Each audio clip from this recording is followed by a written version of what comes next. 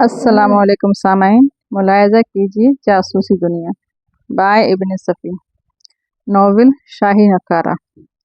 और आज हम पढ़ते हैं पेशरस। शाही नकारा मुलायजा फरमाइए। कुछ दिन हुए एक दोस्त ने कहा था कि पेशरस में किताब के बारे में लिखने के बजाय उस सिफे पर किस्मत का हाल बताया करो, किताब की अशात भी बढ़ जाएगी। मैंने कहा मुझे ये विद्या नहीं आती। कहने लगे जहानत को काम में लाओ। मैंने कहा नहीं भाई, मेरे बस का रोग नहीं है। बोले अच्छा, मैं तुम्हारी रहनुमाई करता हूँ। ऐलान करो कि इस किताब पर नज़र पड़ते ही सबसे पहले जिस जानवर का ख्याल आए उसका नाम अपने नाम और पते के साथ हमें लिख भेजिए। हम आपको आपके आइंदा जिंदगी के सारे अहवाल बता देंगे। मैं हैरत से उनकी शक्ल देखता रहा। मेरी दुश्वारी समझकर जोर से हंसे और बोले मियाँ, हर शख्स आइंदा जिंदगी से मुताल्लिक तरह तरह के हवाई किले बनाता रहता है। तुम्हारे भी कुछ हवाई किले जरूर होंगे। उन्हीं पर नजर रखते हुए अच्छी अच्छी पेशगोइयाँ करते चले जाना।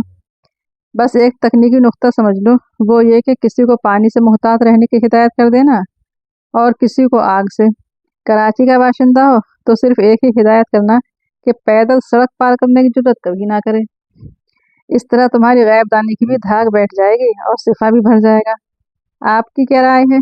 वस्सलाम इब्न सफ़ी। सुबह 4 बजे से 12 बजे तक की दौड़ धूप के बाद बामुश्किल तमाम एक हिरनी हाथ लगी थी और अब वो उसे उधेड़ने में मशगूल हो गए थे। नौकरों ने लकड़ियों के ढेर में आग लगा दी और वो जल्द से जल्द उसे उधेड़कर आग में डाल देना चाहते थे, लेकिन इस मामले में सबके सब अनाड़ी थे। किसी ज़िबा किए हुए जानवर पर से खाल अलग करना आसान काम नहीं है, और फिर ऐसी सूरत में और ज़्यादा दुश्वारी आ पड़ती है जब खाल को सही सलामत उतारने का मसला दरपेश हो। सर्जेंट हमीद ने जो सारा एहतमाम देखा तो उसकी जान ही निकल गई। हालांकि उसने सुबह को बड़ा गहरा नाश्ता किया था, मगर जंगल की दौड़ धूप में उसकी अफादियत 2 घंटे से ज़्यादा कायम ना रह सकी थी और तकरीबन 2 घंटे से उसकी आतें गालिब का हैरान हूँ दिल को रोऊं के पीटूं जिगर को मैं वाला शेर याद करने की कोशिश में मशगूल थी। उन 3 दिनों में कोई ऐसा लम्हा नहीं गुजरा था जिसमें उसने भूख की शिकायत की हो।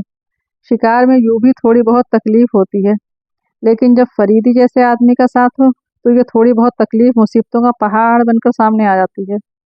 शिकार के सिलसिले में उसका मकूला था कि शिकार का मतलब रोज़मर्रा ज़िंदगी में तब्दीली पैदा करना है, लिहाजा अगर शिकार में भी आराम व आसाइश बरकरार रहे तो फिर फ़र्क ही क्या पड़ता है।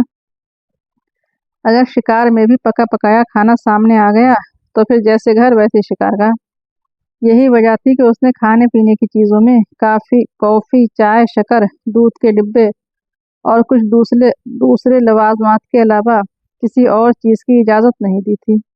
सिर्फ हमीद अपने साथ मछलियों के 2-3 डिब्बे छुपा कर लाया था, जिसमें से वो सिर्फ एक ही इस्तेमाल कर पाया था कि फरीदी की नज़र पड़ गई और उसने बकैया को दरिया बुर्द कर दिया, और हमीद ने अपना सर पीट लेने का इरादा भी मुलतवी कर दिया था, क्योंकि उसमें भी सरासर अपना ही नुकसान था। शिकारियों की पार्टी आज 8-10 आदमी पर मुश्तमिल थी, जिनमें कुछ फरीदी के दोस्त थे और उनके अलावा 2-3 नौकर। वो अपने साथ 2-3 छोटी छोटी छौलदारियां लाए थे जिनके नीचे रात बसर की जाती थी, वरना दिन भर तो सर पर खुला आसमान होता था। चूँकि बारिश का ज़माना था इसलिए धूप तो शाज़ो नादर ही होती थी, लेकिन कभी कभी हवा तब्दील हो जाती और इतना शदीद जस हो जाता कि उन्हें अपनी कमीज तक उतार फेंकनी पड़ती, और ये समझते कि अब मूसलाधार बारिश शुरू हो जाएगी। मगर जब थोड़ी सी बूंदाबांदी के बाद बादल फटने लगते तो उनकी जान में जान आती। वो लोग दरअसल आबादी से तकरीबन 15 मील के फासले पर पड़े हुए थे। अगर सचमुच मूसलाधार बारिश शुरू हो जाती तो कहीं पनाह मिलनी मुश्किल थी। भला कैनवास की छौलदारियां कब तक बारिश का बार संभालती। आज भी सुबह ही से बारिश के आसार थे, लेकिन पिछले तजर्बात की बिना पर वो इसकी तरफ से कुछ मुतमईन से हो गए थे। उनमें सिर्फ हमीद ही ऐसा था जिसने कभी उस मसले पर तवज्जो ही नहीं दी थी। उसका ज़्यादातर वक्त तो ये सोचने में सिर्फ होता था कि अगर इत्तेफाक से शिकार ना मिला तो क्या होगा, परिंदे भी ना मिले तो रात क्यों कर गुजरेगी, क्या सिर्फ कॉफ़ी या चाय पी पी कर भूख मिटाई जा सकती है। उसे फरीदे के साथ शिकार में अक्सर बड़े तल्ख तजर्बात हुए थे। उसका एक खप्त हमीद को बुरी तरह खलता था, वो ये कि हमेशा परिंदों या जानवरों को होशियार कर देने के बाद उन पर गोली चलाता था लिहाजा अक्सर ऐसा भी होता कि दिन भर झक मारने के बावजूद वे एक परिंदा भी ना शिकार कर पाते, और फिर रूखी रोटियां चाय या कॉफी में डुबो डुबो कर खाई जाती। आज भी वो कई परिंदे शिकार कर लेते, लेकिन फरीदी की जिद्दत तराजियों से नाकाम रहे। उसने 2 नाली बंदूक संभाल रखी थी। पहले वो एक हवाई फायर करके परिंदों को उड़ा देता, फिर उन पर फायर करता। इत्तेफाक से आज उसकी सारी कोशिश रायगा गई। अगर अशरफ ने एक हिरन ना मार लिया होता तो फिर चाय और खुश्क रोटियों की नौबत आ जाती।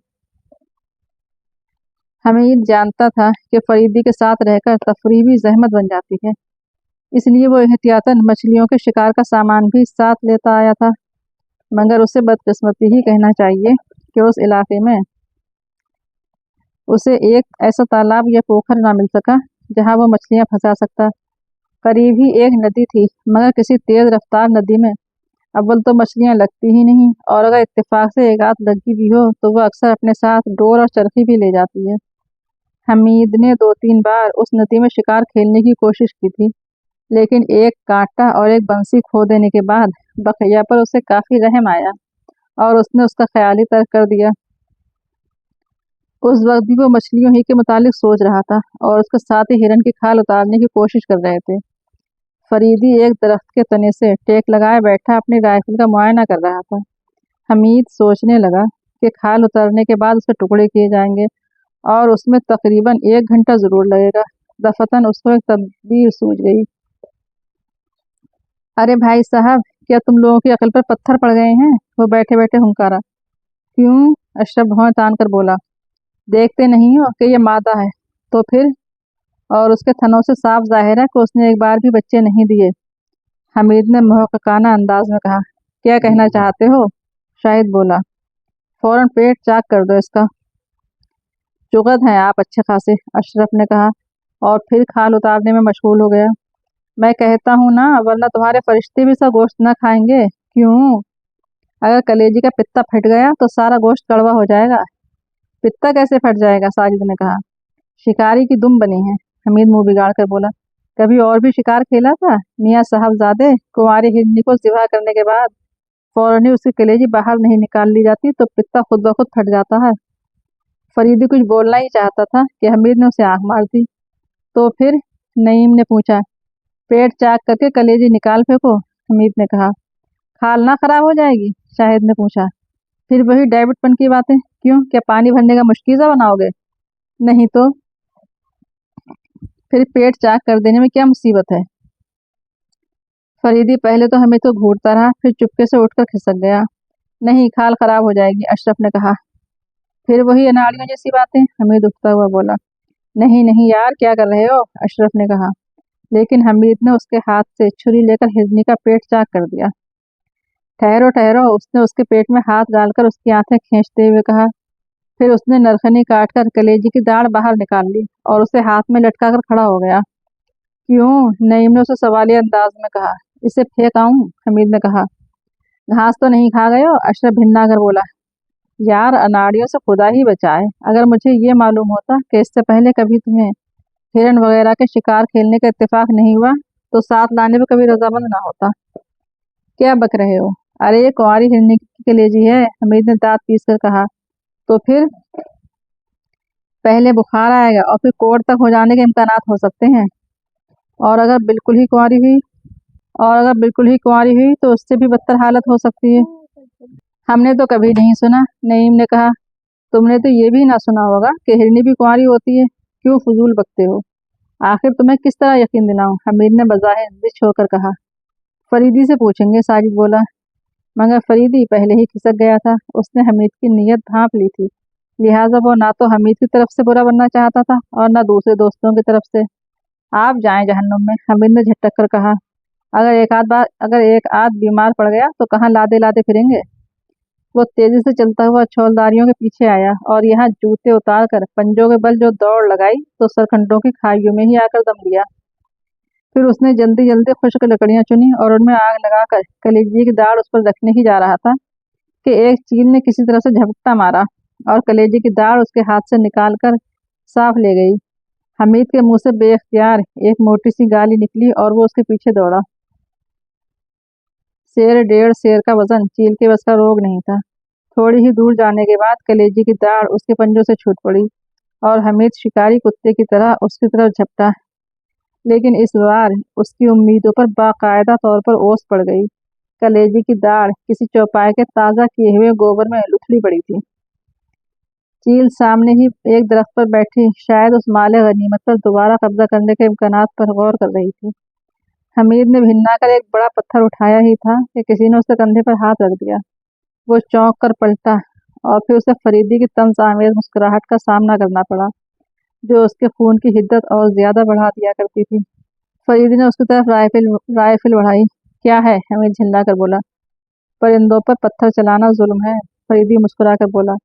पत्थर तो सिर्फ उन बच्चों पर चलाए जाते हैं जो किसी संजीदा बुजुर्ग के पीछे तालियां बजाते चलते हैं।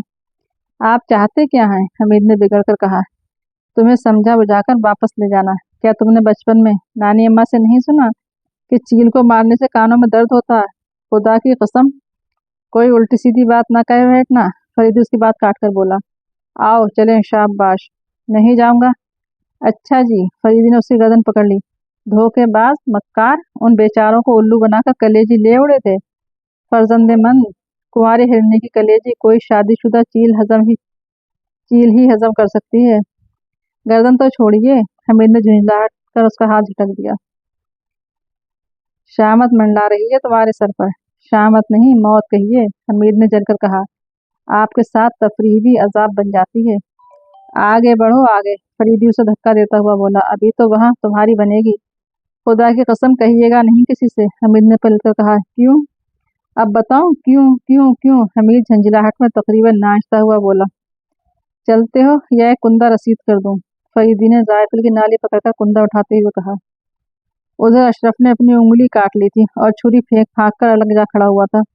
फरीदी और हमीद को आते देखकर उसने कुंवारी हिरनी की कलेजी का तस्करा छेड़ दिया। भाई, मुझे हिरनों के मुताल्लिक ज्यादा मालूमात नहीं, फरीदी ने कहा। लेकिन ये क्या किया? उंगलियां काट ली? यार, तुम लोगों से एक हिरनी की खाल नहीं उधेड़ी जाती। अच्छा भाई हमीद, सभी जानते हैं कि तुम्हारे हाथ लगे बगैर कोई काम ठीक नहीं होगा। हमीद ने फरीदी को घूर कर देखा और फिर हिरनी पर टूट पड़ा। अरे खाल, अशरफ चीखा। हाँ, तुम्हारी खाल की ऐसी तैसी, हमीद चीख कर बोला। यहाँ भूख के मारे हाल पतला है और आपको खाल की पड़ी है। देखते ही देखते उसने खाल के परखचे उड़ा दिए और कई जगह से खाल के साथ गोश्त भी उधेड़ डाला। जब खाल अलग हो गई तो एक नौकर बोला, हुजूर, खाल खींचने का ये तरीका नहीं है। जी, तो अब तक कहाँ मरे हुए थे आप?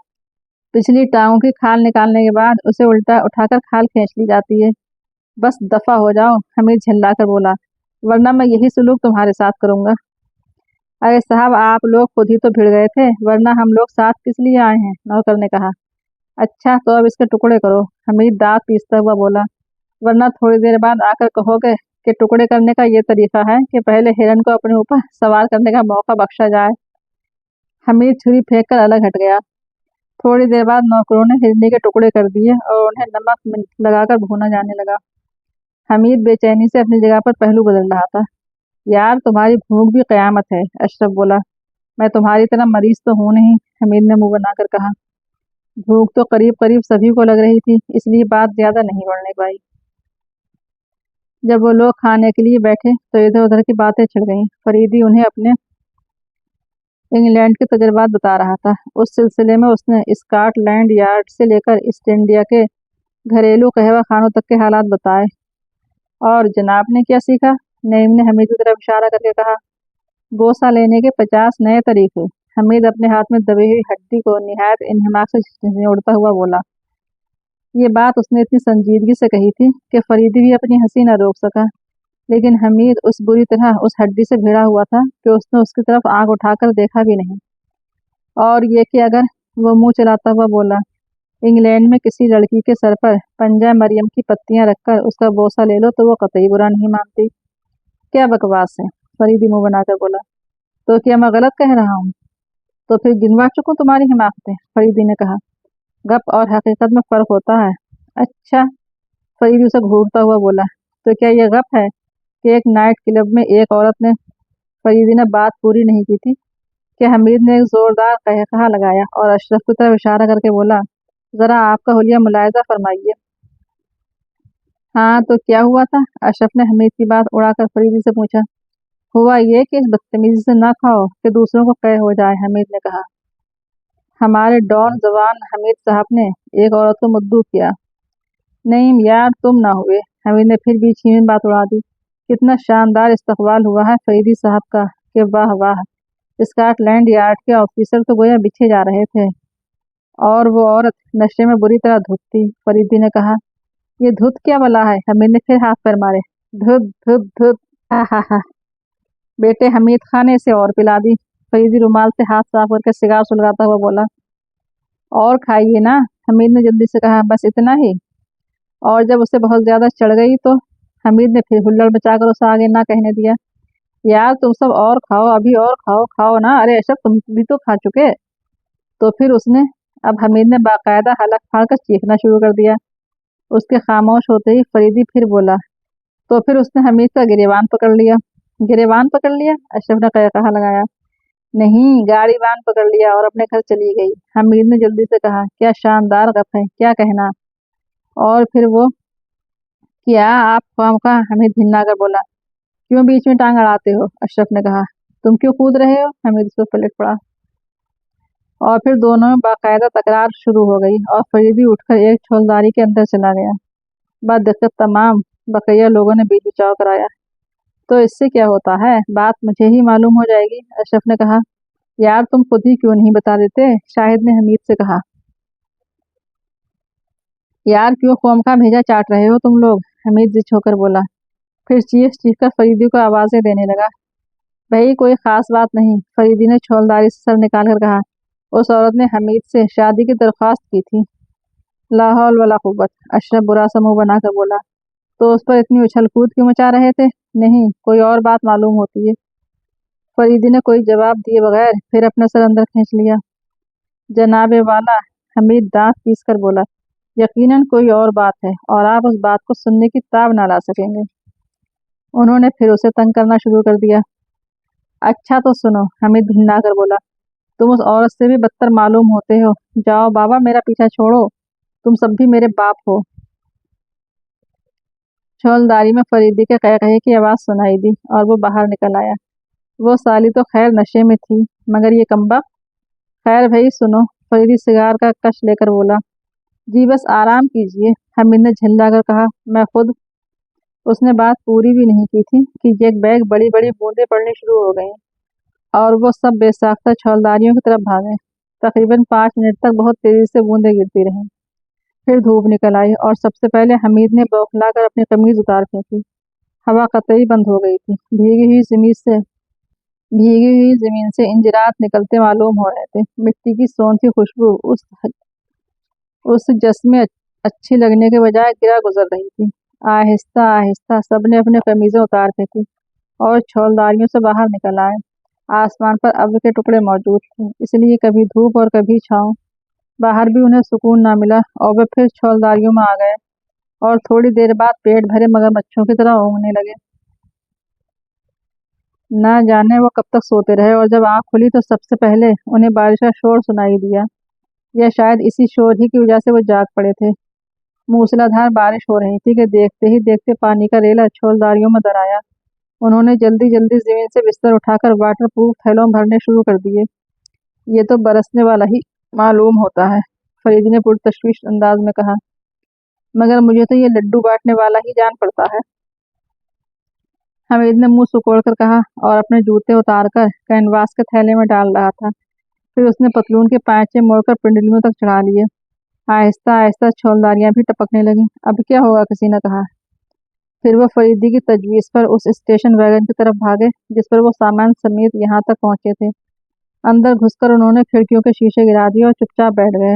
नौकरों और देहाती रहबर ने एक घनी शाखों वाले बरगद के दरख्त के नीचे पनाह ली। सारा मजा किरकिरा हो गया, अशरफ बोला। हैरत है कि तुम लोग बेसरो सामानी से लुत्फानंदोज नहीं होते, फरीदी सिगार सुलगाता हुआ बोला। लुत्फ तो उस वक्त आता जब ये मोटर भी ना होती। तो बिस्मिल्लाह, हमीद उठता हुआ बोला। रास्ता ये है, बाहर तशरीफ ले जाइए, लुत्फ ही लुत्फ बिखरा पड़ा है। वो सब हंस पड़े और फरीदी खिड़की के बाहर देखने लगा। ऐसे ही मौक़ों पर सही मानों में जिंदगी का एहसास होता है, फरीदी ने मुड़कर हमीद की तरफ देखते हुए कहा। हमीद फिर भिन्ना कर बोला, मुझे याद पड़ता है कि पिछली बरसात में एक मेंढक ने भी मुझसे यही कहा था। जरूर कहा होगा, राज की बातें अपनों ही से कही जाती हैं, फरीदी ने मुस्कुराकर कहा। उस पर फिर एक कहा पड़ा और हमीद बुरा सा मुंह बनाकर दूसरी तरफ देखने लगा। बारिश थमने के आसार नजर नहीं आते थे और अंधेरा था कि फैलता ही जा रहा था। 7 बज चुके थे। थोड़ी देर तक वो खामोश रहे, फिर दफतन हमीद ने कहा, क्या मुसीबत है? क्या सारी रात इसी तरह गुजर जाएगी? अगर शुरू ही में चल पड़े होते तो उस वक्त हम किसी गाँव ही में पनाह ले सकते थे। भाई तो मुझे क्या मालूम था कि इस तरह बारिश होगी, फरीदी ने कहा। हमीद ने कोई जली कटी कहने के लिए मुंह बनाया ही था कि नौकर दौड़ते हुए स्टेशन वैगन की तरफ आए। साहब, नदी बढ़ रही है, देहाती रहबर हाँफता हुआ बोला। क्या? फरीदी चौंक कर बोला। जी हाँ, थोड़ी देर बाद यहाँ कदम जमाना दुश्वार हो जाएगा। तब तो भाई उखाड़ो छौलदारियां। मैं तो हरगिज नहीं जाऊंगा। हमीद फैल गया। क्या बकते हो? फरीदी झल्ला कर बोला। वाह, जिंदगी का लुत्फ उठाने का मौका पहली बार नसीब हुआ है, मैं उसे हाथ से नहीं जाने दूंगा। फरीदी कुछ और कहे बगैर वैगन से उतर गया और छौलदारियां उखड़वाने में नौकरों का हाथ बटाने लगा। उसकी देखा देखी हमीद के अलावा सब उतर आए और वो निहायत इत्मीनान से बैठा पाइप पीता रहा। भीगी हुई छौलदारियां वैगन में रखी जाने लगी। हमीद ने एक तरफ हटना चाहा, लेकिन फरीदी के इशारे पर एक छौलदारी उस पर फेंक ही दी गई। वो बेख्तियार चीख कर सामने वाली सीट पर जा गिरा। बड़ी खैरियत यह हुई कि उस छौलदारी में किसी नौकर ने हाथ नहीं लगा रखा था, वरना हमीद उसकी बोटियां नोच लेता। फिर भी उसके मुंह से बेतहाशा ऐसे अल्फाज निकलने लगे जिनका कोई मफहूम नहीं था। क्या फजूल टाएं टाएं लगा रखी है? फरीदी ने उसे डांटा। जहन्नुम में गग। Shut up. खैर, कभी देखूंगा, हमीद बेबसी से बोला।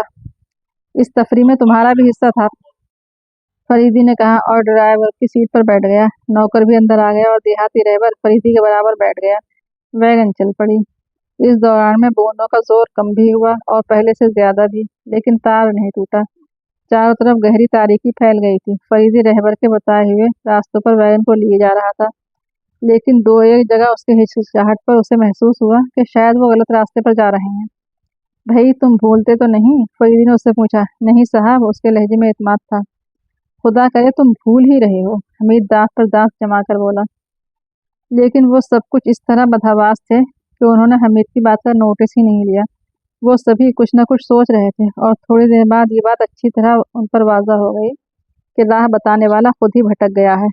इस आंधी और तूफान में उसके इम्कानात पहले ही से मौजूद थे। शिकारगाह में आते वक्त वो नदी के किनारे आए थे, लेकिन वापसी में ये चीज़ कतई नामुमकिन थी, क्योंकि नदी का पाट काफ़ी बढ़ गया था। वो पहले से एक तेज बहने वाली नदी थी और उस वक्त तो उसका पानी दूर दूर तक फैल रहा था।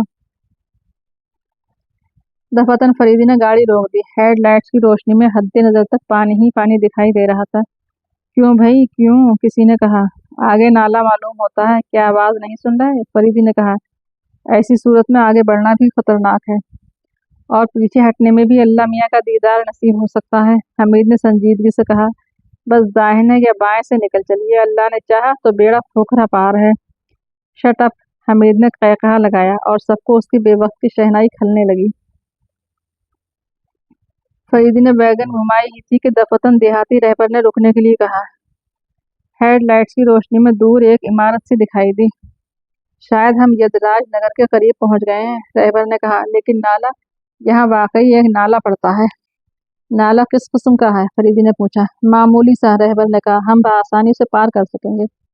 कहीं पनाह भी मिल सकेगी? अशरफ ने पूछा। क्यों नहीं, नवाब साहब बहुत अच्छे आदमी हैं। कौन नवाब साहब? फरीदी ने पूछा। नवाब सौलत मिर्जा, यदराज नगर के जागीरदार।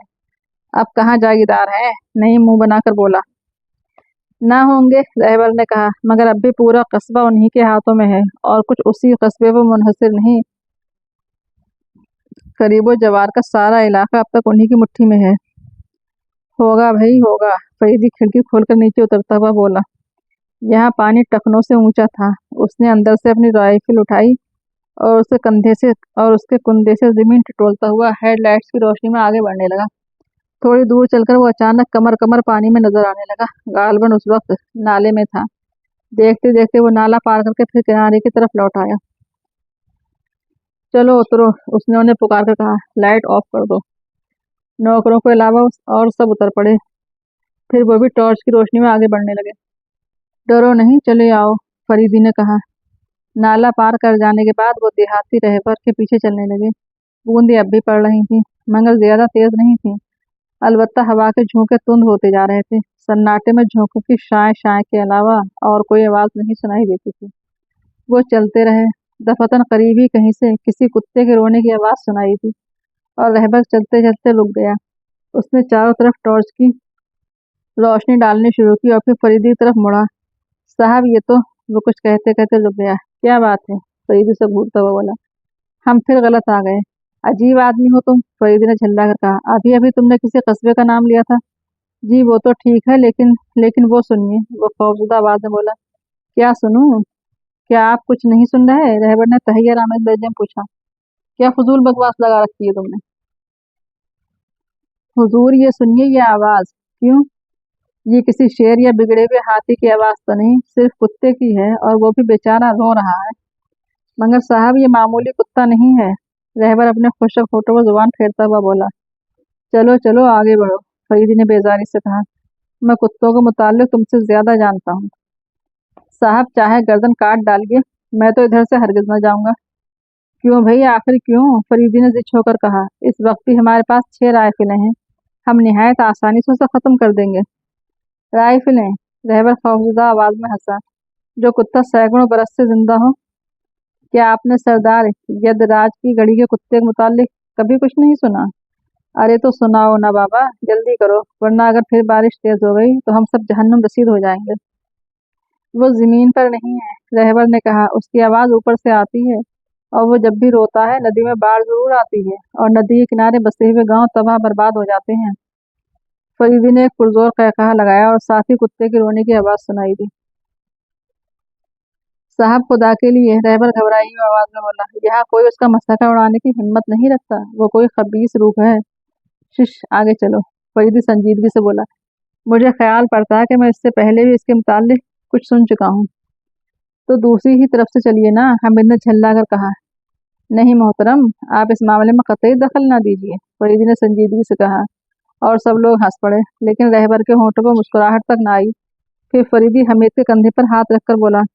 आप खामखा मरी जा रही हैं, यहाँ कई मर्द आपकी हिफाजत के लिए मौजूद हैं, घबराइए नहीं।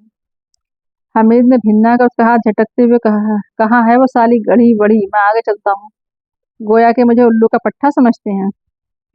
फरीदी उसकी बात पर ध्यान दिए बगैर रहबर से मुखातिब हो गया। तो तुम हमें उस गढ़ी ही की तरफ ले जा रहे हो? साहब बस मुझे तो माफ ही रखिए, अजीब डरपोक आदमी हूँ। इस मामले में हमारे बाप दादा भी डरपोक ही थे। लोग दिन के वक्त इधर से गुजरते हुए डरते थे।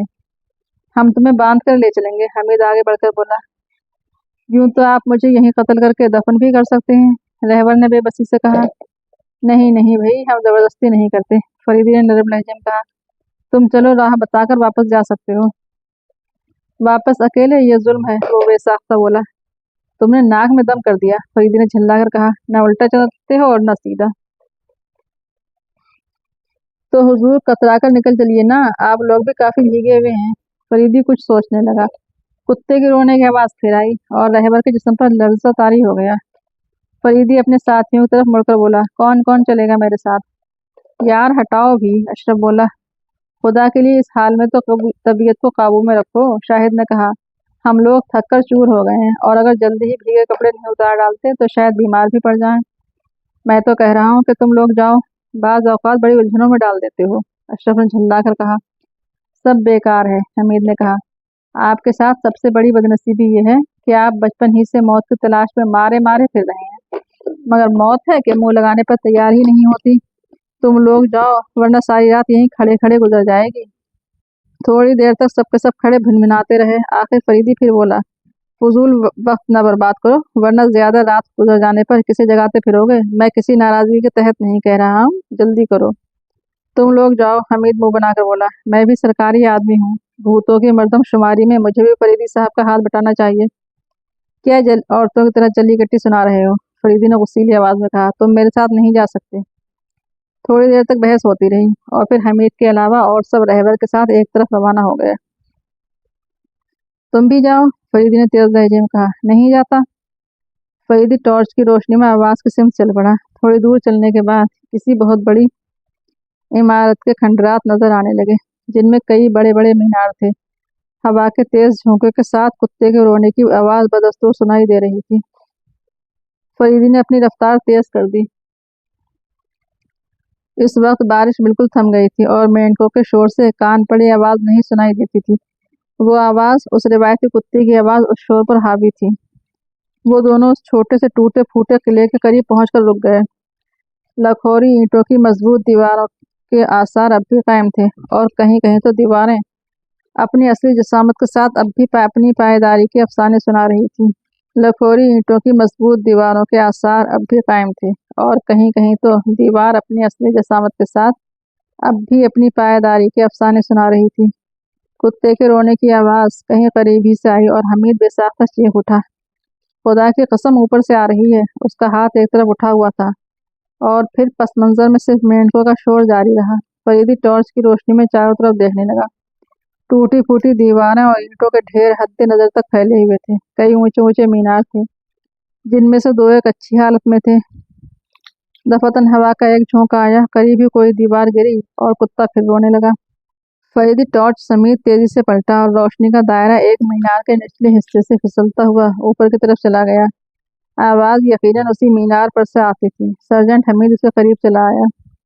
ये क्या क्या मालूम रहे? शिश डरपोक। फरीदी उसका शाना थपथपाकर मीनार की तरफ बढ़ा। आवाज फिर सुनाई दी और हमीद एक दबी सी चीख के साथ उछलकर फरीदी से टकरा गया। ऊपर से वो खौफजदा आवाज में बोला। फरीदी टॉर्च की रोशनी में मीनारे के निचले हिस्से का जायजा ले रहा था। उसका कतर 7-8 फीट से किसी तरह कम न रहा होगा। एक जगह दरवाजे के आसार भी मालूम हुए, लेकिन अब वहां ईंटें चुनी हुई थी। फरीदी ने एक बार फिर नीचे से ऊपर तक रोशनी डाली। बज़ाहिर कोई ऐसा रास्ता नहीं मालूम होता। वो हमीद की तरफ मुड़कर बोला, जिससे किसी कुत्ते के घुसने के इम्कानात हों। घुसने के इम्कानात? हमीद ने भल्लाई आवाज में कहा। अकल के नाखून लीजिए। वो सैकड़ों साल से हिश्त। फरीदी ने झुककर एक पत्थर उठाया और उसे हाथ में लेकर तोलने लगा। जैसे ही मीनारे के ऊपरी हिस्से से आवाज निकली, उसने वो पत्थर ऊपर की तरफ फेंका। खटाखे की आवाज आई। पत्थर निशाने पर बैठा था, लेकिन कुत्ते की आवाज में कोई फर्क नहीं पड़ा। ये क्या करने लगे? हमीद ने पूछा। फरीदी जवाब देने के बजाय फिर पत्थर उठाने के लिए झुका। इस बार फिर उसने आवाज निकलते ही पत्थर चलाया। थोड़ी देर तक कुछ सोचता रहा, फिर हमीद की तरफ मुड़कर बोला, कुत्ता नहीं है, आओ चले, फिर देखेंगे। अरे, तुम्हारा हाथ कांप रहा है, उल्लू कहीं के। क्या मामला है? जो कुछ भी हो, लेकिन कुत्ता। अरे, फरीद ने जस्त लगाई, लेकिन करीब ही की एक गिरती ही दीवार की जद से न बच सका। सर्जेंट हमीद की चीख सन्नाटे में दूर तक लहराती चली गई। कुत्ता फिर मुकरा और खौफनाक आवाज में रोने लगा। होश आते ही फरीदी को ऐसा महसूस हुआ जैसे वह अब सर न उठा सकेगा। कुछ देर कबल पेश आया हुआ वाकया उसके जहन में उभरने लगा और उसने जमीन पर चित लेटे ही लेटे चारों तरफ नजरें दौड़ाई। जर्द रंग की धुंधली रोशनी हुई थी। उसे ऐसा महसूस हुआ जैसे वो किसी कुएं में पड़ा हो। लखोरी ईंटों की दीवारें एक दायरे की शक्ल उसके गिर्द अहाता किए हुए थी।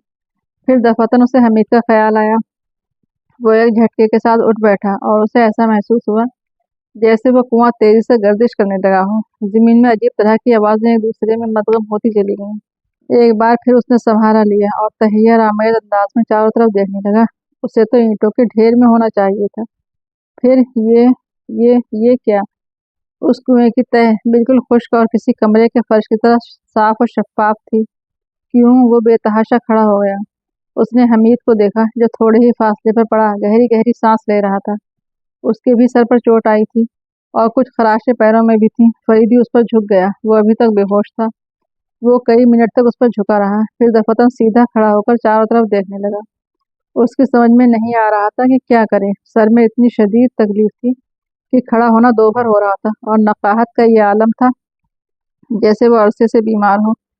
दफातन उसे उस रोशनी का ख्याल आया, जर्द रंग की धुंधली रोशनी। वो बेख्तियार ऊपर की तरफ देखने लगा। 17-18 फीट की बुलंदी पर बने हुए दरीचों में अंदर की तरफ चिराग रोशन थे, जिन्हें वो पहले नहीं देख पाया था। और अब उसके देखते ही देखते वो सारे चिराग खुद ब खुद रेंग कर बाहर आ गए। फिजा में मोहल्ले की इंसानी खोपड़ियों में से रोशनी की लोएं फूट रही थीं और इसी तरह की चिरांद फैली हुई थी जैसे उनमें चर्बी जल रही हो। फरीदे के जिस्म के सारे रुएं खड़े हो गए और माथे पर पसीने की नन्ही नन्ही बूंदें फूट आईं। वो लड़खड़ा कर पीछे हटा और दीवार से टिककर उन चिरागों की तरफ हैरत से देखने लगा जो आहिस्ता आहिस्ता नीचे उतर रहे थे। और फिर एक अजीब सा कहकहा सुनाई दिया जो किसी खूंखार जानवर की गुर्राहट से मशाबा था। एक तवील कहकहा उस बावली की दीवार तक उस बावली की दीवार तक झंझना उठी थी। सामने के दरीचे से एक चमगादड़ टिचक टिचक करती हुई निकली और ऊपर की तरफ परवास कर गई। कहकहा खत्म हो चुका था, लेकिन अब एक दूसरी तरह की आवाज बावली में गूंज रही थी। ऐसा मालूम हो रहा था जैसे कहीं कोई रीछ अपने पैरों पर थूथनी रखे खरखर खरखर कर रहा हो। फरीदी का हाथ बेख्तियार जेब की तरफ गया। रिवाल्वर मौजूद था। उसने उसका दस्ता मजबूती से पकड़ लिया। उसकी नजरें उस दरीचे की तरफ उठ गईं जिससे चंद लम्हे पेशतर चमगादड़ उड़ी थी। दो खूंखार आंखें उसे घूर रही थीं, अंगारों की तरह दहकती हुई आंखें। और फिर वही गुर्राहट से मिलता जुलता हुआ कहकहा सुनाई दिया। फरीदी ने रिवाल्वर वाला हाथ बुलंद किया, लेकिन ना जाने किधर से एक बड़ी सी चमगादड़ ने उसी हाथ पर झपट्टा मारा और रिवाल्वर जमीन पर आ रहा। फरीदी इस चमगादड़ की तरफ झपटा। उसने रिवाल्वर को जमीन पर गिरते नहीं देखा था। एक तो सर में शदीद तकलीफ थी, उस पर उस किस्म के वाकयात। वो समझा शायद चमगादड़ रिवाल्वर को झपट कर ले गई। चमगादड़ अपने पर फड़फड़ाती हुई उसके सर पर चक्कर लगा रही थी। दफतन फरीदी को उन रोशन खोपड़ियों का ख्याल आया जो आहिस्ता आहिस्ता नीचे की तरफ आ रही थी। वो फिर तेजी से दीवार की तरफ चला गया और उससे टकरा कर ऊपर देखने लगा। दूसरे ही लम्हे में उसके मुंह से एक तहैयर आमेज चीख निकल गई। उसका रिवाल्वर ऊपर जलती हुई खोपड़ियों के दरमियान झूल रहा था और वो खोपड़ियां नीचे आने के बजाय रिवाल्वर समेत ऊपर की तरफ जा रही थीं। कहे की गुर्राहट फिर सुनाई दी। इस बार वो एक दूसरे तरीके से आती मालूम हो रही थी। ऊपर जाकर वो खोपड़ियां फिर चारों तरफ बने हुए दरीचों में रिंग गईं। खूंखार आंखें फिर दिखाई दी। हालांकि वो काफी बुलंदी पर नजर आ रही थी, लेकिन फरीदी को ऐसा महसूस हो रहा था जैसे वो उसकी आंखों में उतरी आ रही हूँ। फिर एक खौफनाक शक्ल दिखाई दी। सियाह घने बालों के ढेर में खौफनाक आंखें और अंगारों की तरह दहकती हुई आंखें। ऐसा मालूम हो रहा था जैसे किसी तारीख वीराने में दो चिराग जल रहे हैं। फरीदी का सर एक झटके के साथ दीवार से जा लगा। ये उसके जख्मी सर पर दूसरी चोट थी। उसे यकबैग ऐसा महसूस हुआ जैसे वो गहरे अंधेरे में डूबता चला जा रहा हो।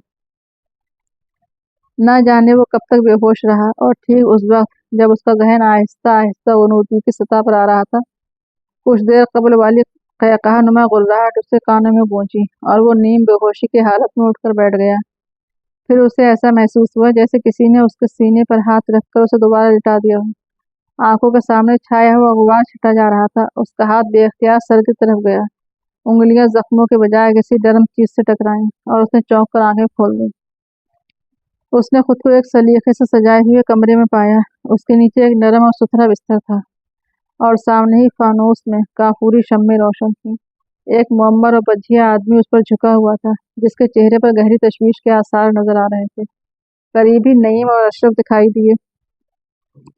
फरीदी ने फिर उठना चाहा, लेकिन उस पर झुके हुए आदमी ने उसके सीने पर होले से हाथ रखते हुए कहा, लेटे रहिए, लेटे रहिए। मैं कहाँ हूँ? आप कतई महफूज हैं, घबराने की बात नहीं। जख्म खतरनाक नहीं है, लेकिन आपको आराम की जरूरत है। वो एक ही सांस में कह गया। हमीद कैसा है? कहाँ है?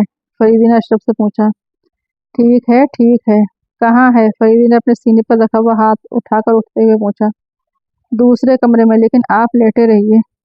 हिश्त, मैं बिल्कुल ठीक हूँ, मुझे हमीद के पास ले चलो। फरीदी उठकर बैठ गया। थोड़ी देर तक कुछ सोचता रहा, फिर दफतन अशरफ की तरफ मुड़कर बोला, हम लोग कहाँ थे? कोई परेशानी की बात नहीं। मुअम्मर आदमी फरीदी के कंधे पर हाथ रखता हुआ बोला, जो होना था सो हो गया। फरीदी उसे घूरने लगा, फिर अशरफ को मुखातिब करके उसकी तरफ देखता हुआ बोला, आपकी तारीफ? ओह आप? अशरफ ने खाकसराना अंदाज में कहा। आप नवाब साहब, मुझे सौलत मिर्जा कहते हैं, मुअम्मर आदमी ने कहा। ओह, फरीद ने उसी तरफ मुसाफे के लिए हाथ बढ़ाते हुए कहा, हम लोगों की वजह से आपको बड़ी तकलीफ हुई? नहीं, कोई तकलीफ नहीं, लेकिन आप लेट जाइए, मैं अपने साथी को देखना चाहता हूँ, फरीदी ने कहा। आप मुझ पर एतमाद कीजिए, नवाब सौलत मिर्जा मुस्कुराकर बोला। फरीदी चुपचाप लेट गया। चंद लम्हे खामोश रहने के बाद उसने अशरफ से पूछा कि वो दोनों उन्हें कहाँ मिले थे। तुम दोनों एक गिरी हुई दीवार के मलबे में दबे पड़े थे, अशरफ ने कहा। फरीदी उठकर बैठ गया। वो तहैया आमेज अंदाज में अशरफ को घूरता रहा। क्यों, क्या बात है? कुछ नहीं, फरीदी ने पुरख्याल अंदाज में आहिस्ता से सर हिलाया, फिर दफतन पूछ बैठा, मेरा कोट कहाँ है? अशरफ ने सामने वाली दीवार की तरफ इशारा किया, जहाँ उसका कोट लटका हुआ था। रिवाल्वर है उसमें? फरीदी ने पूछा। हाँ। ओहो, फरीदी के मुंह से बेख्तियार निकला और वो फिर लेट गया। वो पुरस्कार बावली और उसका डरावना माहौल, क्या वो सब ख्वाब था? फरीदी इंतशार में मुब्तला हो गया। वो खौफनाक चेहरा, जलती ही मौलिक इंसानी खोपड़ियाँ, कहकहा नुमा गुर्दाहट, आखिर ये सब क्या था? पहली बार वो यकीनन एक गिरती हुई दीवार की लपेट में आकर अपने होशो हवास खो बैठा था, लेकिन दूसरी बेहोशी, क्या वो सचमुच ख्वाब थी? वो सोचता रहा और उसके जहन ने यह फैसला कर लिया कि ये सब हकीकत थी। लेकिन फिर वो गिरी ही दीवार के मलबे में दोबारा किस तरह पहुंचे थे? वो रिवाल्वर जिससे वो खोपड़ियां अपने साथ उड़ा ले गई थी, उसकी जेब में दोबारा किस तरह आया? क्या वो शैतानी कुत्ता? लेकिन वो उसके आगे ना सोच सका, क्योंकि माफूकुल फितरत चीज़ों की उसकी नज़र में कोई अहमियत ना थी। क्या तुम यकीन के साथ कह सकते हो कि तुमने हमें मलबे के ढेर से निकाला था? फरीदी ने अशरफ से पूछा। हाँ भाई। सोलत मिर्जा बड़े गौर से फरीदी की तरफ देख रहा था। दफतन उसके होंठों पर एक पुरख्याल से मुस्कुराहट फैल गई। भूल जाइए, सब भूल जाइए। नवाब सोलत मिर्जा मायने खेज अंदाज में सर हिलाकर बोला, जवानी का खून अक्सर गलत रास्तों पर भी ले जाता है। मैं आपका मतलब नहीं समझा, फरीदी ने कहा। मुझे आपके दोस्तों से मालूम हो चुका है कि आप वहाँ किस लिए गए थे। सोलत मिर्जा मुस्कुराकर बोला, ये आपका गैर दानिशमंदाना अक़दाम था। कोई दिन में भी उधर जाने की हिम्मत नहीं करता, मगर खैर शायद आप उसके मुताल्लिक कुछ नहीं जानते। फरीदी खामोशी से उसकी तरफ देखता रहा। उसके अंदाज से ऐसा मालूम हो रहा था जैसे वो सोलत मिर्जा ही की जुबानी कुछ और भी सुनना चाहता हो। हमारे कस्बे के 3 मनचले जवान, सोलत मिर्जा फिर बोला, इसी खत का शिकार हो चुके हैं। उनमें से एक तो कुछ दिन बीमार रहकर चल बसा और बकैया 2 आज तक सही दिमाग नहीं हो सके। ओहो, फरीदी ने दिलचस्पी का इजहार करते हुए कहा, कब की बात है? 5 साल कबल की बात। वो तीनों उस कुत्ते का राज मालूम करने गए थे। फिर दूसरे दिन उन सुबह उन खंडरों में बेहोश पाए गए। तो क्या यह हकीकत है कि उसकी आवाज़ साल हर साल से सुनाई देती है? मैंने तो अपने बुजुर्गों से यही सुना है। सूरत मिर्जा ने जमाई लेते हुए कहा, बस अब आराम करो, डॉक्टर ने कहा कि तुम्हें आराम की ज़रूरत है। मैं बिल्कुल ठीक हूँ। हाँ, तो अगर ये बात है तो कम से कम आप भी अपने बचपन ही से सुनते आए होंगे। हाँ भाई, मैं सुबह सब कुछ बता दूंगा। मुझे बातों में बहलाने की कोशिश ना करो। तुम बिल्कुल अपने बाप की तरह झक्की मालूम होते हो। क्या आप उनसे वाकिफ हैं? फरीदी ने पूछा। बेटे, तुम हमें भूल गए हो, लेकिन हम नहीं भूले। अरे भाई, नवाब अजीजुद्दीन खान मेरा लंगोटिया यार था। ऑक्सफोर्ड में हम दोनों साथ ही साथ थे। लेकिन आपको मेरे मुतालिक कैसे मालूम हुआ? तुम्हारे दोस्तों ने बताया। अच्छा मियाँ कमाल, बस चुपचाप सोने की कोशिश करो। हालांकि जख्मों में तकलीफ हो रही होगी। मैं सोने से पहले अपने साथी को देखना चाहता हूँ। चलो भाई, बड़े जिद्दी हो। सोलत मिर्जा ने फरीदी को सहारा देकर उठाया और फिर वो उस कमरे में आए जहाँ हमीद एक मुसहरी पर गाँव तकिए से टेक लगाए बैठा कॉफी पी रहा था। उसका सर भी सफ़ेद पट्टियों से ढका हुआ था। फरीदी को देखते ही उसने एक फलक शिकाब कहकहा लगाया और सोलत मिर्जा घबरा कर फरीदी की तरफ देखने लगा। मैं तो समझा था कि आप उस मीनार की चोटी पर होंगे, हमीद ने फरीदी से कहा। और फरीदी सोलत मिर्जा की तरफ मुड़कर बोला, मुतमईन रहिए, उसका दिमाग खराब नहीं हुआ। फिर वो मुसहरी के करीब पड़ी हुई एक आराम कुर्सी पर नीम दराज हो गया। नवाब सोलत मिर्जा ने भी एक मेज के कोने पर टिककर हमीद के चेहरे पर पुरख्याल अंदाज में नजरें जमा दी। हमीद कॉफी की प्याली तिपाई पर रखकर अपने पाइप में तंबाकू भरने लगा। मेरे नौकर कहाँ हैं? फरीदी ने नईम की तरफ मुड़कर पूछा। सब आ गए हैं और गाड़ी भी, नईम ने जवाब दिया। तो तुम बाखैरियत हो? फरीदी ने हमीद से पूछा। बदकिस्मती से, हमीद मुंह सिकोड़ कर बोला। खुदा ने चाहा तो अब की सफाया हो जाएगा। इंतहाई संजीदा माहौल होने के बावजूद भी शाहिद और अशरफ बेसाख्ता हंस पड़े। तुमने कोई डरावना ख्वाब तो नहीं देखा था? फरीदी ने मुस्कुरा कर कहा। ऐनक नहीं थी, वरना जरूर देखता, हमीद ने बेजारी से कहा। मैं देख रहा हूँ कि आप लोग भी उस मामले में संजीदा नहीं हैं, दौलत मिर्जा ने कहा। क़िबला नवाब साहब, हमीद ने धुएं का बड़ा सा बादल छोड़ते हुए कहा, जहाँ तक मेरी जात का ताल्लुक है, मैं मर जाने की हद तक संजीदा हो चुका हूँ। मैंने ये भी सुना है, फरीदी ने नवाब दौलत मिर्जा को मुखातिब करके कहा, कि जब भी वो कुत्ता रोता है करीब की नदी में बाढ़ आ जाती है और उसके किनारे बसे हुए गांव बह जाते हैं। कतई दुरुस्त है। अभी अभी मेरी लाड़ियां जंगपुर के मुसीबत जदगान को लेकर यहाँ आई हैं। थोड़ी देर कबल मैं भी वहीं था। आधी से ज्यादा गांव बह गया है, 3 बच्चे डूब गए हैं। अपने बचपन से उस किस्म के वाक़ात देखता आ रहा हूँ। अच्छा भाई, अब तुम लोग आराम करो, मुझे उन बेचारों का भी इंतजाम करना है। और हाँ, डॉक्टर ने तुम दोनों को सिर्फ सयाल चीजें इस्तेमाल करने के लिए कहा है, चाय कॉफी या दूध। दौलत मिर्जा अपने नौकरों को कुछ हिदायत देता बाहर चला गया। अब बताओ, फरीदी ने हमीद को मुखातिब किया। हमीद कोई जवाब देने के बजाय टिपाई पर रखे हुए एस्ट्रे में पाइप की राख झाड़ कर लेट गया और आंखें बंद कर ली। फरीदी थोड़ी देर तक पुरखैर अंदाज में उसकी तरफ देखता रहा, फिर अशरफ की तरफ मुखातिब होकर बोला, तुम लोग वहां किस तरह पहुंचे थे? हम दूसरी तरफ से घूमकर यहाँ पहुंचे। अशरफ सिगरेट सुलगाता हुआ बोला। नवाब साहब मौजूद नहीं थे, वो शायद जंगपुर के सैलाब जदगान के इमदाद के लिए गए हुए थे। लेकिन यहाँ नौकरों को हिदायत दे गए थे कि अगर उनकी अदम मौजूदगी में कोई पनाह लेने के लिए आए तो उसे सारी आसानियां बहम पहुंचाई जाएं। लिहाजा उनके नौकर पहले तो हमें सैलाब ज़दा समझे, लेकिन जब हमने उन्हें पूरी बात बताई तो उन्होंने हमारे लिए माकूल इंतजाम कर दिया। फिर तकरीबन 1 घंटे तक हम तुम्हारा इंतजार करते रहे। खैर, फरीदी ने उसकी बात काटते हुए कहा, तो तुम्हें अच्छी तरह याद है कि हम मलबे में दबे हुए थे। तुम आखिर बार बार इसके मुताल्लिक क्यों पूछ रहे हो? अशरफ ने कहा।